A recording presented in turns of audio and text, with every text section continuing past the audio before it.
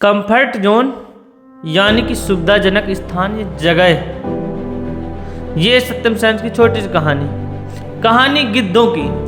गिद्धों का झुंड होता है, वो उड़ता रहता है, निरंतर मेहनत करता है और अपने शिकार की तलाश करता रहता है। एक बार शिकार की तलाश में गिद्धों का समूह एक टापू पर जाता है। टापू पर जाता है तो टापू पर देखता है तालाब है।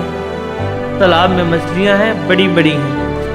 आसपास छोटे छोटे प्राणी हैं। तो वहाँ सारी सुविधा दिखाने की तो गिद्धों का समूह वहीं ठहर जाता है और गिद्धों का समूह वहाँ जीवन यापन करने लगता है। सुबह उठता है, बस उठते ही खाने को मिल जाता है, कहीं उड़ने की चलने की भी जरूरत नहीं पड़ती। उठा खाया, बस चल रहा है। इसी तरह महीने दिन और साल बीतते हैं। गिद्धों का समूह कंफर्ट जोन में आ जाता है, यानी सुविधाजनक स्थान में आ जाता है।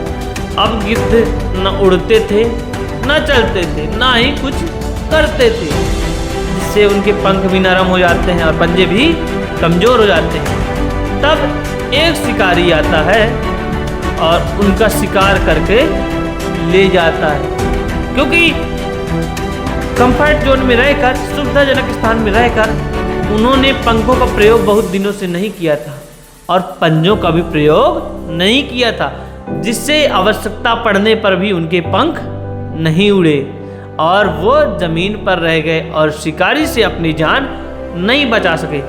ठीक उसी प्रकार अगर हम एक ही जगह फिक्स हो जाते हैं, एक ही दिनचर्या में कि सुबह उठना खाना जॉब, सुबह उठना खाना जॉब, जब हम कंफर्ट जोन में फिक्स हो जाते हैं तो हम आगे नहीं बढ़ पाते और प्रगति नहीं कर पाते।